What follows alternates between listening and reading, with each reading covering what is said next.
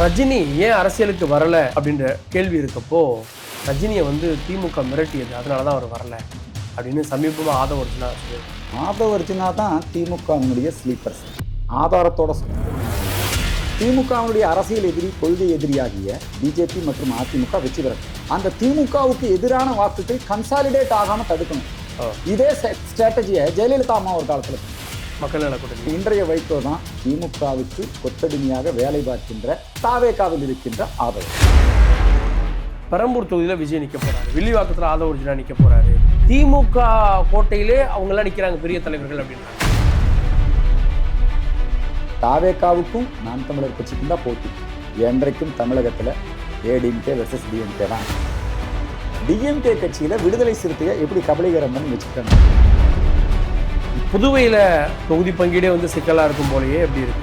ஏற்கனவே தேசிய ஜனநாயக கூட்டணி இங்கே வலிமையாக இருக்குது. இப்போ லட்சிய ஜனநாயக கட்சி அதனுடைய தலைவர் திரு சார்லஸ் அவர்கள் இதை ஒரு சிங்கப்பூராக மாற்ற வேண்டும் அப்படி வந்திருக்கிறார்.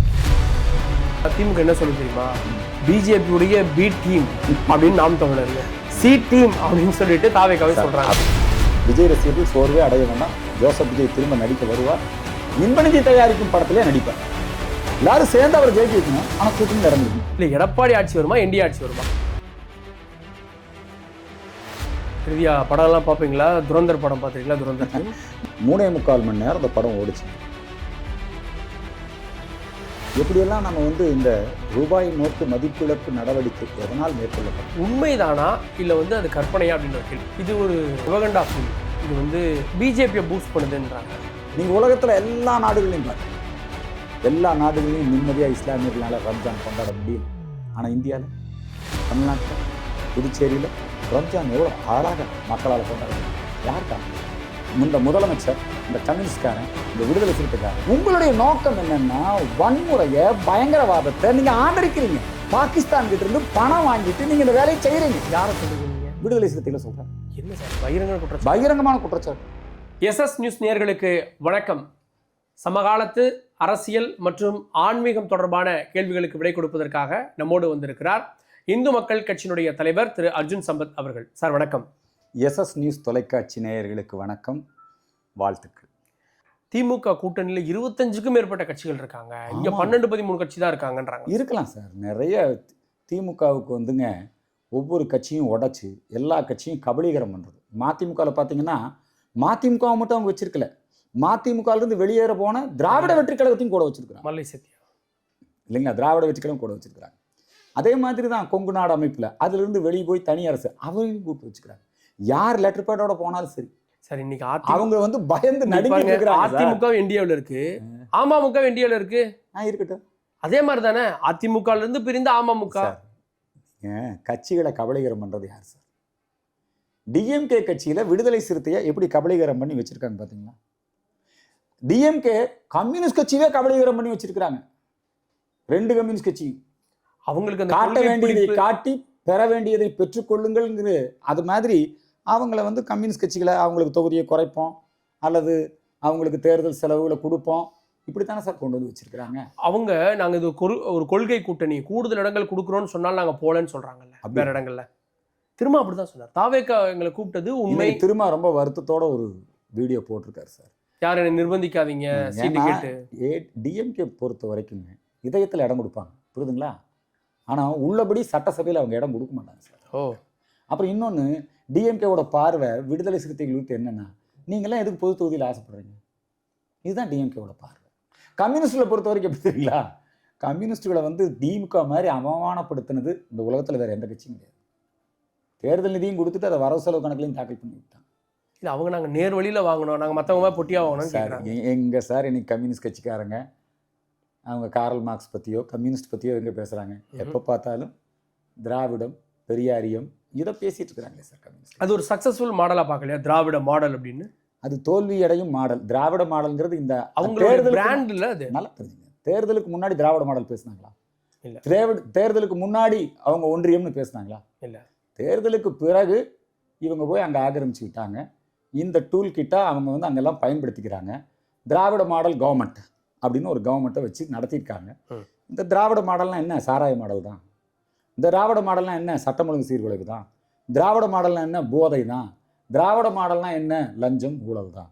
இந்த திராவிட மாடல்னால தான் மிகப்பெரிய வெறுப்படைஞ்சிருக்கிறார். திராவிட மாடல் அப்படின்றது அனைவரையும் உள்ளடக்கியது, எல்லோருக்கும் எல்லாமும் அப்படின்றாங்கல்ல. அப்படிங்கிறது வாய் வார்த்தை, வெற்று ஜாலம். எங்க எல்லோரையும் உள்ளடக்கியது? நீங்க முதலமைச்சர் தான் சொன்னாங்க.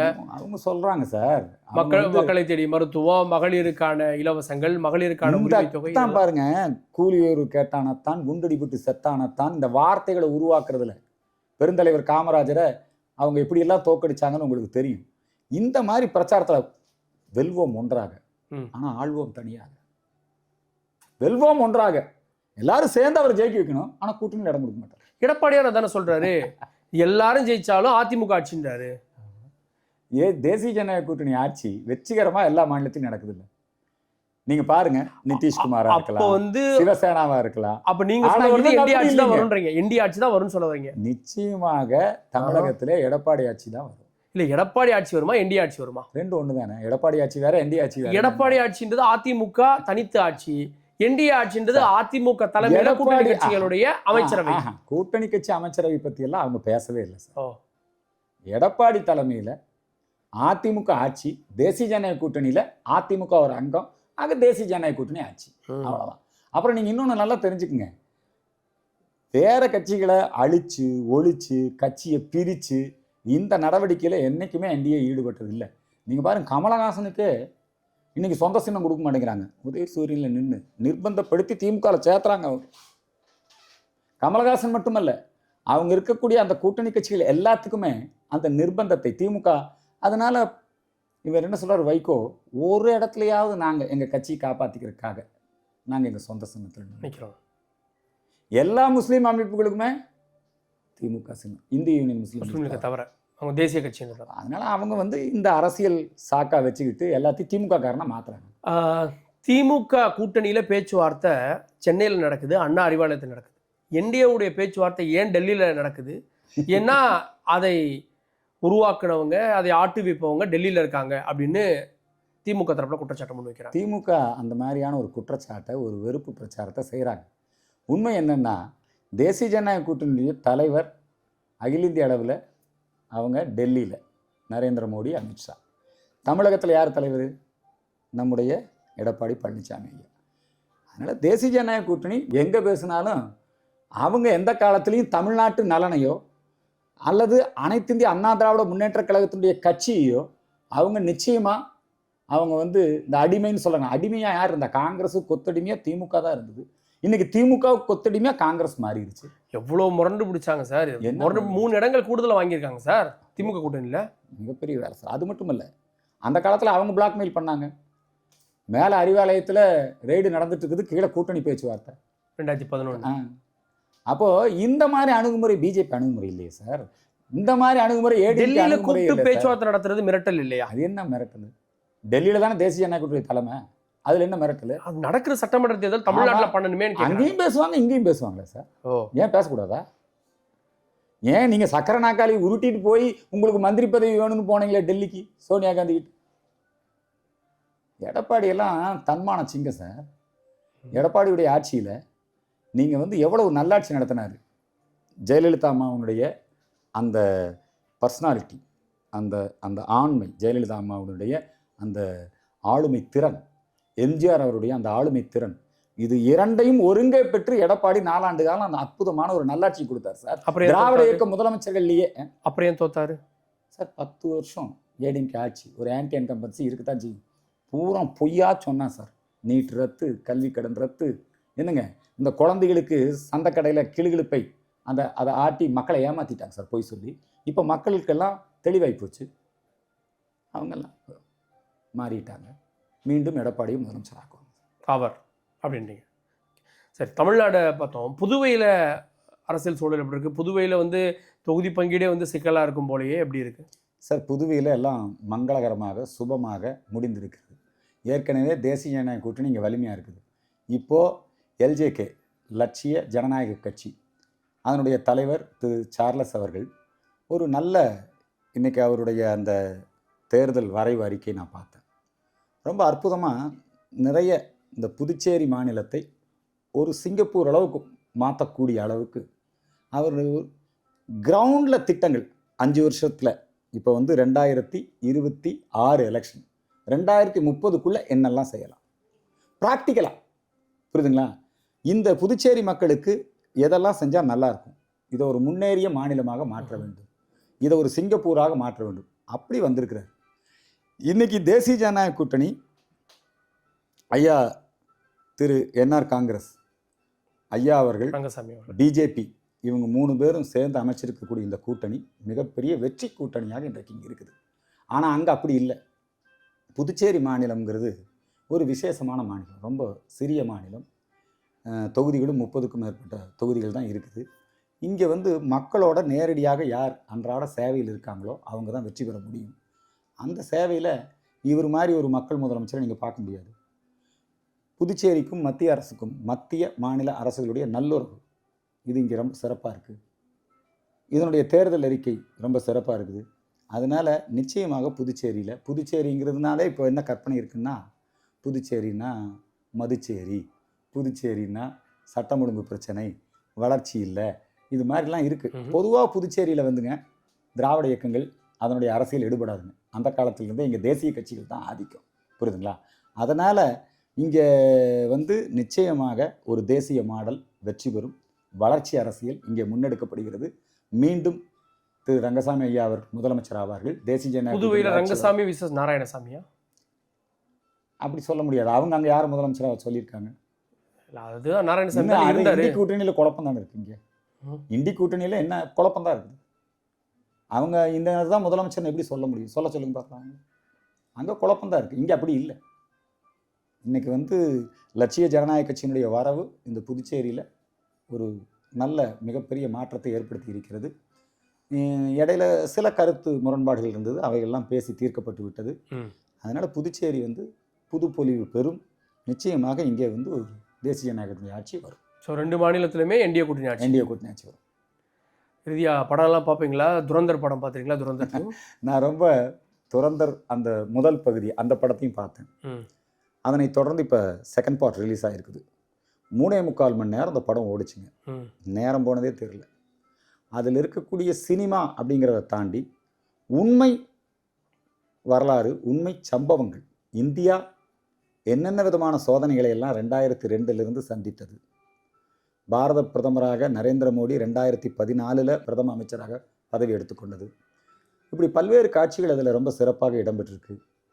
எப்படியெல்லாம் நம்ம வந்து இந்த ரூபாய் நோட்டு மதிப்பிழப்பு நடவடிக்கை எதனால் மேற்கொள்ளப்பட்டது, சர்ஜிக்கல் ஸ்ட்ரைக், எக்கனாமிக்கல் ஸ்ட்ரைக் எதுக்காக, அதே மாதிரி மிலிட்ரி சர்ஜிக்கல் ஸ்ட்ரைக் எதுக்காக நடந்தது, எப்படியெல்லாம் சர்வதேச அளவில் நம்முடைய இந்தியாவினுடைய அந்த அமைதி வளர்ச்சி இதை சீர்குலைப்பதற்கு பாகிஸ்தான் முயற்சிகளை எடுத்தது, அதை எப்படியெல்லாம் முறியடித்தாங்க, இதெல்லாம் வந்து ரொம்ப அற்புதமாக காட்சிப்படுத்தியிருக்காங்க. ரன்பீர் சிங்குடைய நடிப்பு. அது உண்மைதானா இல்லை வந்து அது கற்பனையா அப்படின்ற ஒரு கேள்வி. உண்மைதானே சார். டிமானிட்டைசேஷன் வந்து அதனால தான் கொண்டு வந்தாங்களா, இல்லை இது இந்த கதையில் அப்படி சொல்லப்பட்டிருக்கா? இல்லை, எல்லாம் உண்மை சம்பவங்கள். இன்றைக்கும் உத்தரப்பிரதேசத்தில் பாகிஸ்தான் கிட்டேருந்து ஆயுதம் வாங்கி அவர் கடைசியில் என்கவுண்டரால், மோடி யோகி ஆட்சிக்கு வந்த பிறகு என்கவுண்டரால் கொல்லப்பட்டார். வேற ஒருத்தர் துப்பாக்கியால் சுட்டுட்டு போயிட்டார். ஆதிக் அகமது தான் சொல்கிறீங்க, ப்ரெஸ்ஸில் பேசிட்டு இருந்தவர். அவர் ஒரு தனிநபர் துப்பாக்கியால் சுட்டுட்டார். அந்த மாதிரி நடவடிக்கைகள் முதல்ல இந்திய விரோதிகள். இன்றைக்கி பாகிஸ்தானில் திடீர்னு பார்த்தீங்கன்னா லஷ்கர் தொய்பா தளபதி கொல்லப்படுகிறார். இதெல்லாம் ஏன் நடந்தது, எப்படி நடந்ததுன்னு ரொம்ப அழகாக அற்புதமாக காட்சிப்படுத்தியிருக்காங்க. இது ஒரு சாதனை படம். சர்வதேச அளவில் இந்தியாவினுடைய மரியாதையை உயர்த்தக்கூடிய படம்.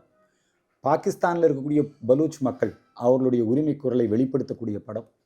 பாகிஸ்தான் எந்த அளவுக்கு அது சீர்கெட்டு போயிருக்கிறது, நிலைகுலைந்து போயிருக்கிறது அப்படிங்கிறத வெளிப்படுத்தக்கூடிய ஒரு படம் சார். இது ஒரு ப்ரொபகண்டா ஃபிலிம். இது வந்து பிஜேபியை தேசியவாதம் அப்படின்னு தெரிஞ்சுக்கங்க. துப்பாக்கின்னு ஒரு படம் வந்தது சார், விஜய். இது பிஜேபியை பூஸ்ட் பண்ணுதுன்றாங்க. பயங்கரவாதத்தையும் தீவிரவாதத்தையும் எதிர்த்தா அது வந்து பிஜேபியை பூஸ்ட் பண்ணுது, அது முஸ்லீம்கள் மேலே வெறுப்பு. சார் பாகிஸ்தானில் இருக்கிற தீவிரவாதத்தை காட்டுறாங்க, அதுக்கு இந்திய முஸ்லீம்களுக்கு என்ன சார் சம்பந்தம்? அதெல்லாம் தவறு. அப்படியெல்லாம் சும்மா இங்கே இருக்கிறவங்க சொல்லக்கூடாது. இப்போ பார்த்தீங்கன்னா ஈரானில் கமேனி கொல்லப்பட்டதுக்கு இங்கே இருக்கிற எல்லா கட்சியும் ஆர்ப்பாட்டம் பண்ணாங்க. ஏன் வங்கதேச இந்துக்களுக்கு பண்ணலை? இவங்க வந்து இன்றைக்கி பாருங்கள், பாகிஸ்தான் ஆப்கான் மக்களை கொண்டிருக்கு. ஏன் ஆப்கானில் கொல்லப்படுவது முஸ்லீம்கள் தானே? நீங்கள் உலகத்தில் எல்லா நாடுகள்லையும் பாருங்கள், எல்லா நாடுகள்லையும் நிம்மதியாக இஸ்லாமியர்களால் ரம்ஜான் கொண்டாட முடியல. ஆனால் இந்தியாவில், தமிழ்நாட்டில், புதுச்சேரியில் ரம்ஜான் எவ்வளோ அழகாக மக்களால் கொண்டாடப்படும். யார் காரணம் சார்? இந்தியாவில் தான் உலகத்தில் அதிகமான முஸ்லீம்கள் வாழக்கூடிய ஒரு நாடு. இந்த நாட்டில் இஸ்லாமியர்கள் எவ்வளவு நல்லிணக்கத்தோடும் அமைதியோடும் பாதுகாப்போடும் இந்த நாட்டில் இருக்காங்க. எங்காவது இப்போ ஈரானில் அரபியாவில் சொல்கிறேன், இஸ்லாம் தோன்றிய அரபியாவில் ரம்ஜான் அவங்க கொண்டாடுறதுக்கு அஞ்சு நடுங்கி இருக்காங்க சார். நரேந்திர மோடியுடைய நல்லாட்சி. அதனால் இன்னைக்கு இஸ்லாமியர்கள் எவ்வளோ நிம்மதியாக இருக்காங்க. அதனால தான் அரபு நாடுகள்லாம் இந்தியாவை ஆதரிக்கிறான். ஈரானே இந்தியாவை தானே ஆதரிக்கிறான். இதை எப்படி நீங்கள் வந்து அந்த அங்கே நடக்கக்கூடிய தீவிரவாதம் பயங்கரவாதம் இதெல்லாம் இப்போ துப்பாக்கின்னு ஒரு படம் வந்தது, நான் விட்டேன் பாருங்க, ஜோசப் விஜய் நடித்தார். அது புறப்பகண்டா படமா? முஸ்லீம் அமைப்புக்கெல்லாம் எதிர்த்து போராடினாங்க. அதுக்கப்புறம் இவர் ஜெயலலிதா மாட்டு போய் பேச்சுவார்த்தை, அப்போல்லாம் ஜெயலலிதா மாட்டு போய் கைகட்டி நின்னார். தலைவா படம் அது. அதுக்கப்புறம் தலைவா. அதுக்கு முன்னாடி துப்பாக்கி படத்துக்கே நின்னார். திரையரங்கெல்லாம் போலீஸ் பாதுகாப்பெல்லாம் கொடுக்க முடியாது, நீங்கள் பேசிங்க. 30 முஸ்லீம் அமைப்புக்கு வந்து பேச்சுவார்த்தை நடத்தினார் இவர். அதனால் இதில் என்ன சார் புறப்பகண்டா இருக்குது? இதில் அஜித் தோவல் அவர்கள் எவ்வளவு சாதனைகள்லாம் பண்ணியிருக்காருன்னு காட்டுறாங்க. உண்மையிலேயே நிறைய பண்ணியிருக்காரு. ஆனால் அது காங்கிரஸ் ஆட்சியிலே நடந்திருக்கு, அதை சொல்லலை அதையும் காட்டுறாங்க சார். நீங்கள் ஃபர்ஸ்ட் பார்ட் வந்து காந்தகார் விமான கடத்தல் வாஜ்பாய் ஆட்சி இல்லைங்களா? அஜித் தோவல் காங்கிரஸ் கட்சியினுடைய ஆட்சி காலத்தில் போஸ்டிங் ஆகி அதிலிருந்து வளர்ந்து வந்தவர் தானே. அவருக்கு பொறுத்த வரைக்கும் காங்கிரஸா பிஜேபியா இல்லை. அஜித் தோவல் ஒரு அதிகாரி சார். அந்த அதிகாரி இந்தியாவினுடைய பாதுகாப்பு குறித்து பல்வேறு நடவடிக்கைகளை ஆளுகின்ற கட்சிக்கு சொன்னார். இந்த படத்துல 2 இடத்துல பிரதமர் மோடியுடைய ரெஃபரன்ஸ் வருது. இந்த 2 இடமே ஒன்னும் அவர் பதவி ஏற்கிறது. அடுத்து நோட் பந்தி, பணமதிப்பிழப்பு நடவடிக்கை, அது அவங்க பாகிஸ்தான் சார். இன்னைக்கு அந்த கேரக்டர்ஸ் எல்லாமே இன்னைக்கு பாகிஸ்தான்ல இருக்கு சார். அந்த கேரக்டர்ஸ் இருக்காங்க, அந்த எம்எல்ஏ இருக்கார், அவங்களே பேட்டி கொடுக்குறாங்களே. நீங்க என்ன இந்திய முஸ்லீம்கள் வந்து இந்த துரந்தர் படத்தை கொண்டாட வேண்டும். இந்தியாவில் இருக்கக்கூடிய கம்யூனிஸ்டுகளும் விடுதலை சிறுத்தைகளும் இந்த படத்துக்கு வரவேற்பு தெரிவிக்கணும். ஏன்னா இந்திய முஸ்லீம்கள் இந்தியாவுக்கு விசுவாசமானவர், புரியுதுங்களா? அவங்களாம் பாகிஸ்தானுக்கு எதிர்ப்பானவங்க தானே சார். நீங்க இந்த அமீர் வந்து இதை திடீர்னு புறப்பகண்டா படம்னு சொல்றாரு. அமீர் வந்து என்னைக்குமே அவர் உங்களுக்கு தெரியும் போதைப் பொருள் சாதிக்கூடிய நண்பர். அந்த வழக்கில் அவர் இருக்காருல்ல, வழக்கில் இருக்காரு. ஆனால் எனக்கு தொடர்பு இல்லைன்னு அவர் சொல்றாரு. சார் சொல்லட்டும், விசாரிக்கட்டும், புரியுதுங்களா? ஆனால் அவர் வந்து இதை வந்து புறப்பகண்டா படம், இது வந்து அவருடைய மனசில் பிஜேபி மேலே வெறுப்பு, ஆர்எஸ்எஸ் மேலே வெறுப்பு, அஜித் தோவல் மேலே கோபம். ஏன் சார் இன்னைக்கு ஆப்கானில் முஸ்லீம்கள் கொல்லப்படுறாங்கல்ல, கொமேனி கொல்லப்பட்டதுக்கு போராடினீங்கல்ல, பலஸ்தீனில் கொல்லப்பட்டதுக்கு போராடினீங்கல்ல, சிரியால சேவ் சிரியா நடத்துனீங்கல்ல, சேவ் ஆப்கானிஸ்தான் நடத்துங்க சார், கம்யூனிஸ்ட்காரன் நடத்தணும் சார். ஏன் உய்குர் முஸ்லீம்ல அப்படி போராட்டம் நடத்தினா ஆப்கானிஸ்தான்ல கொல்லப்பட்டதுக்காக பாகிஸ்தானுக்கு ஆதரவா செயல்படுறீங்க அப்படின்னு சொல்ல மாட்டீங்களா? இங்க இருக்கக்கூடிய இந்துக்களை நாங்க எதுக்கு சார் சொல்றோம் சார்? நாங்க வந்து அவங்க செலக்டிவ். அவங்க வந்து பாகிஸ்தான் எங்க பயங்கரவாதத்தில் ஈடுபட்டாலும், இஸ்லாமிய பயங்கரவாதம் எங்கே இருந்தாலும் அதை ஆதரிக்கக்கூடிய அமைப்பாக இருக்கிறார்கள். இவங்க வந்து அப்துல் கலாம் ஆதரவாளர்கள் கிடையாது, அப்துல் கலாம் எதிர்ப்பாளர்கள். இன்னைக்கு தேர்தல் கமிஷன் அறிவிச்சிருக்கு சார், நடத்தை விதிமுறைகள் அமலுக்கு வந்துருச்சு. மத அடிப்படையில் வாக்கு சேகரிக்க கூடாது, நடத்தை விதிமுறை தானே. ஆனா நீங்க நோன்பு திறக்கிறோம், கூப்பிடுற அவனுக்கும் வெக்கம் இல்லை, போற உனக்கும் வெக்கம் இல்லை. நோன்பு 50 கடமைகளில் ஒன்று, இஸ்லாமியர்களுக்கு புனிதமானது இல்லையா? அதுல எதுக்கு சார் அரசியல்?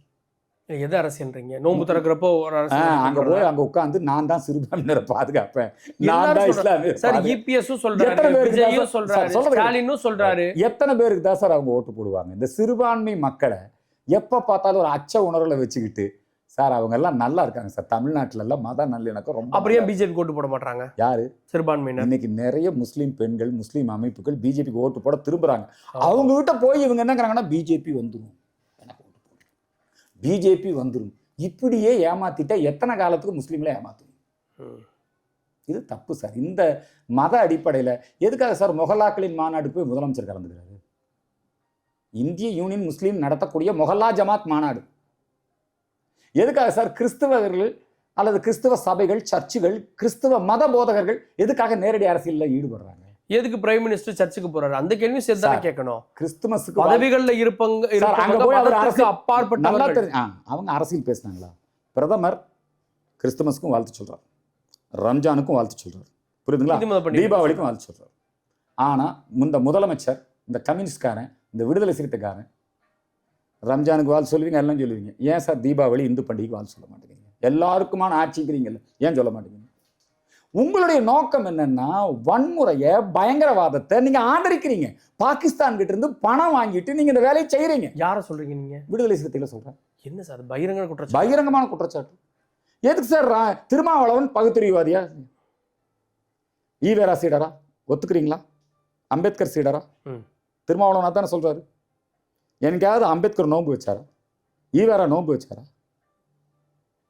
எதுக்கு சார் நீங்க போய் நோன்பு? நான் 20 நீங்க பிஜேபிக்கு எதிராக செயல்பட்டாலே பாகிஸ்தான் முத்திரை சார் நல்லா தெரிஞ்சுக்கீங்களா? ஏன் திருமாவளவன் என் கூட்டணி இல்லையா? அந்த காலத்துல என் கூட்டணியில இருந்தவர் தான். 2001 இல்ல அதுவும் கூட நான் உடனே சார் அவங்களுடைய நடவடிக்கை சனாதன ஒழிப்பு மாநாடு சார் நீங்க வச்ச குற்றச்சாட்டு பாருங்க. ஒரு அரசியல் கட்சி, அங்கீகரிக்கப்பட்ட ஒரு அரசியல் கட்சி மேல அவங்க வந்து பாகிஸ்தானுக்கு ஆதரவா செயல்படுறாங்க. அப்படிதானே சார் பண்றாங்க. இன்னைக்கு ஏன் சார் பாகிஸ்தானை கண்டிக்கல? பாஜகவை எதிர்த்தாலே அவங்க வந்து பாகிஸ்தானுக்கு ஆதரவாளர்களா? இல்ல இல்ல இல்ல இல்ல நாங்க சொல்றோம் செலக்டிவா குற்றச்சாட்டு பண்றோம். அவரே அறிவிச்சிருக்கிறாரு சார் திருமாவளவன், நான் முஸ்லீமா மாற போறேன்னு. மாறு. அம்பேத்கர் சொல்லலையா சார்? பிறப்பால் நான் இந்தியரா இருந்தாலும் சார் அம்பேத்கர் எந்த மதத்துக்கு போறேன்? நான் இறக்கும் போது சார் அம்பேத்கர் இஸ்லாமிய மதம் குறித்து அவருடைய கருத்து என்னன்னு தெரியுமா? இல்ல புத்த மதத்துக்கு மாறினார். நீ ஏன் சார் அம்பேத்கர் வந்துங்க ரொம்ப தீவிரமான பாகிஸ்தான் எதிர்ப்பாளர். அம்பேத்கர் ரொம்ப தீவிரமான இஸ்லாமிய எதிர்ப்பாளர். அவருடைய எல்லா புத்தகங்களையும் படிங்க. அவர் மனுநீதி பத்தி எழுதுன ஒரு புத்தகத்தை படிச்சுட்டு மட்டும் பேசாதீங்க. அம்பேத்கர் ஒரு ஜாதி தலைவராக சித்தரிக்காதீங்க. அம்பேத்கர் ஒரு நேஷனல் லீடர், இன்னும் சொல்ல போனா இன்டர்நேஷனல் லீடர் அம்பேத்கர். இந்த ஈவேரா இந்த உலகமே தெரியும், தமிழ்நாட்டுக்கு வெளியே அவருக்கு தெரியாது சார். நீங்களா கொண்டு வந்து திமுக ஆட்சியில ஈவேராவை திணிக்கிறீங்க. திருமாவளவன் அம்பேத்கரிஸ்டா ஈவேரிஸ்டா? அவர் அம்பேத்கரையும் ஏத்துக்கிறாரு, ஈவேரா. நீங்க இந்த விஜய் பேசுற மாதிரி பேசக்கூடாது. ஒரே நேரத்தில் எப்படி சார் நீங்க இத்தனை இடத்துல பயணம் பண்ணுவீங்க சார்? அடிப்படையில சார் இதெல்லாம் வந்து சும்மா அவங்க என்ன நினைக்கிறாங்கன்னா அந்த ஓட்டையும் வாங்கணும், இந்த ஓட்டையும் வாங்கணும், தலித்தியத்தையும் எடுத்து பேசுறாங்க சார். தலித்தியம்ங்கிறது ஒண்ணு கிடையாது சார். அம்பேத்கர் தலித்தியம் சொல்லல சார், நேஷனலிசம் தான் சார். அம்பேத்கர் சாதியால சமூகத்தால புறக்கணிக்கப்பட்ட ஒடுக்கப்பட்டவர்களுக்கான குரல். ஒரு தலித்துடைய வலி தலித்தா பிறந்தாதான் தெரியும் அப்படின்னு தானே திருமா சொல்றாரு. யாரு திருமா சொல்றாரு? அம்பேத்கர் சொன்னாரு. அம்பேத்கர் முழுமையா படிச்சுட்டு அம்பேத்கர் கொள்கைப்படி இன்றைக்கு பிஜேபி நடைமுறைப்படுத்துது. திருமாவளவன் அம்பேத்கர் கொள்கைக்கு துரோகம் பண்றாரு. என்ன பண்ணணும்? அவர் உங்க கூட்டணிக்கு வரணும் வேண்டியது இல்லைங்க. நீங்க அம்பேத்கர் அரசியல் இப்ப குடியரசு கட்சி இருக்குது, அம்பேத்கராலேயே நடத்தப்பட்ட கட்சி ரிப்பப்ளிகன் பார்ட்டி, குடியரசு கட்சி. நீங்க என்ன, நீங்க உங்களை ஈவேரா தலைவர்னு போட்டுக்குங்க. நீங்க ஈவேரா சீடர். ஈவேராவுக்கு அம்பேத்கருக்கு என்ன சார் சம்பந்தம்? 3 முறை தான் சார் சந்திச்சிருக்காங்க. ஒரு காலத்திலும் அம்பேத்கர் இந்திய விரோதி கிடையாது. இந்திய அரசியல் சாசனத்தை உருவாக்கினவர். அந்த அரசியல் சாசனத்தை இந்த திருமாவளவன் ஆகவே ஆகாதுங்கிறாரு. ரைட், விடுங்க, நம்ம சப்ஜெக்ட் வேற போறோம். சொல்றேன் நான், நம்முடைய இந்த தமிழ்நாட்டுக்குள்ள இவங்க இஸ்லாமிய மக்களை ஏமாத்துறதை நிறுத்தணும். கிறிஸ்தவ மிஷினரிகள் அரசியல்ல நுழைவதை நிறுத்தணும். கிறிஸ்தவ மிஷினரிகளுக்கு என்ன சார் வேலை? கூடங்குளத்துல மின் உற்பத்தி வேணுமா வேண்டாமான்னு அரசு தீர்மானிக்கட்டும், வல்லுநர்கள் தீர்மானிக்கட்டும், அப்துல் கலாம் தீர்மானிக்கட்டும். சபையில கூட்டம் போட்டு நீ வந்து வதந்தியை கிளப்பி விட்டு மின் உற்பத்தி கூடாதுன்னு 500 நாள் போராட்டம் பண்ணிய கிறிஸ்தவ சர்ச் மூலமா, ஸ்டெர்லைட் ஆலையை கொளுத்தினிய கிறிஸ்தவ சர்ச் மூலமா, கிறிஸ்தவ சர்ச்சுகளுக்கு இதா சார் வேலை? இதை சொன்னா அர்ஜுன் சம்பத் கிறிஸ்தவர்களுக்கு, நாங்க கிறிஸ்தவர்களுக்கு விரோதமா பேசல சார். நாங்க ஜீசஸ் நல்லவர், பைபிள், நாங்க அதை பத்தி விமர்சனம் பண்ணல. நாங்க சொல்றது, நீங்க இந்த சர்ச்சில் கூட்டம் போட்டு நீங்க தேர்தல் நடத்த விதிமுறைகள் இருக்குது, இந்த கட்சிக்கு தான் வாக்களிக்கணும் சொல்றாங்களா? ஜெப கூட்டம் நடத்துறாங்க, மசூதியில கூட்டம் போட்டு ஃபத்வா விதிக்கிறாங்க, மத கட்டளை, இந்த கட்சிக்கு தான் ஓட்டு போடணும். இது என்ன சார் நியாயம்? இது தேர்தல் நடத்தை விதிமுறையில சாதி மத அடிப்படையில வாக்குகளை சேகரிப்பதை நிறுத்தணும். நீங்க ஒரு மாநாடு போட்டீங்களே ராயப்பேட்டால, அப்ப என்ன சொன்னீங்க? இந்துக்களே ஒன்று சேருங்கள், வாக்களியுங்கள் அப்படின்னு. அது யாருக்கு எதிரானது? ஒருத்தருக்கு எதிரான, திமுக கூட்டணிக்கு எதிரானது சார் வாக்கு சேகரிக்கிறீங்க. ஹிந்து நம்பிக்கைகளை, ஹிந்து கடவுள்களை இழிவுபடுத்துகின்ற அரசியல்வாதிகளுக்கு வாக்களிக்காதீர்கள். நாம் எல்லாம் ஒன்று சேர்ந்து இருப்போம். அங்க பாருங்க, முஸ்லீம்கள் 100% வாக்களிக்கிறாங்க, கிறிஸ்தவர்கள் 100% வாக்களிக்கிறாங்க. அவங்க அரசியல், அந்த அரசியல்ல திமுக தூண்டிவிடக்கூடிய அந்த அரசியல், கம்யூனிஸ்டுகளால தூண்டிவிடக்கூடிய அந்த அரசியல், சமூக நல்லிணக்கத்தை கெடுக்கக்கூடிய அரசியல் நம்ம பண்ணக்கூடாது. நாம எல்லாரையும் அரவணைக்கக்கூடிய அரசியல் தான். சனாதன தர்மத்துக்கு என்ன சார்? சாதி மத வேறுபாடு கிடையாது சார். இவங்க அப்படி இல்லை, மத வேறுபாட்டை உருவாக்குகிறார்கள். இறுதியான நேரம், தேர்தல்கள் எப்படி இருக்கும்னு நினைக்கிறீங்க? இந்த தேர்தல்கள் தேசிய ஜனநாயக கூட்டணிக்கு தமிழகத்திலே எடப்பாடியார் முதலமைச்சர் ஆவதற்கு பிரகாசமான வாய்ப்பு மட்டுமில்லை, அதாவது ஒரு அலை வீச துவங்கிவிட்டது. எல்லா கருத்து கணிப்புகளும் இன்றைக்கி பார்த்தீங்கன்னா எடப்பாடிக்கு தான்.